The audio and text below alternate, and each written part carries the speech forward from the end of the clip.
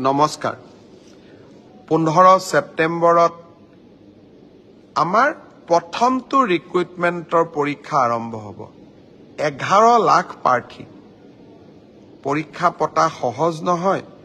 যোৱাবাৰ প্ৰাৰ্থী কম আছিল কাৰণে সেন্টাৰ কম আছিল এইবাৰ সেন্টাৰো বহুত প্ৰত্যাহ্বানো বহুত কালিৰ পৰা আমি প্ৰস্তুতি কৰিম যাতে পৰীক্ষা সুন্দৰ কৰি হয় আৰু পৰীক্ষা আমি যাতে সফলতাৰে পাৰ কৰিব পাৰো পৰীক্ষাত নকল কৰা বা পৰীক্ষাত নিয়মৰ বাহিৰত গৈ যিসকলে কপি কৰে নকল কৰে তেওঁলোকৰ বিৰুদ্ধে আমাৰ চৰকাৰে এখন বিধানসভাত আইন প্ৰণয়ন কৰিছে ইয়াৰ ফলত পৰীক্ষাত নকল কৰা ব্যক্তিজনক গ্ৰেপ্তাৰ কৰাৰ উপৰিও তেওঁৰ ঘৰুৱা সম্পত্তিসমূহ চৰকাৰে অধিগ্ৰহণ কৰাৰ এক ডাঙৰ ক্লজ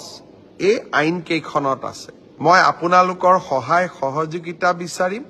আমি কেইবাটাও টেলিফোন নম্বৰ দিম কোনোবাই যদি কৰবাত কিবা এই ধৰণৰ